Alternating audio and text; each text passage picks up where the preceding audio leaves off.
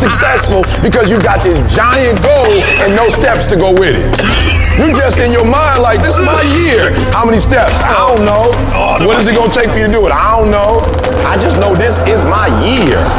Can I be real with you? If you can't measure it, it ain't real. I had to give something up to go up. What do you give up? Do you not watch TV? That's your problem. You getting to watch TV and not make money and still survive. What do you sacrifice?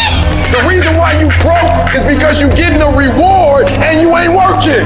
Having esteem for yourself only occurs when you put yourself on the line and you do something that's incredibly difficult on a regular basis. That's where pride comes from, something that's earned. So there are people who want stuff, but you kind of want it.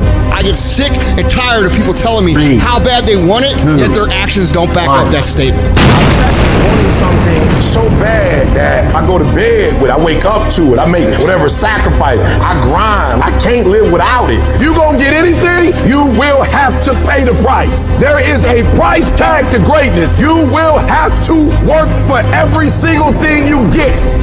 And you gotta work every single day.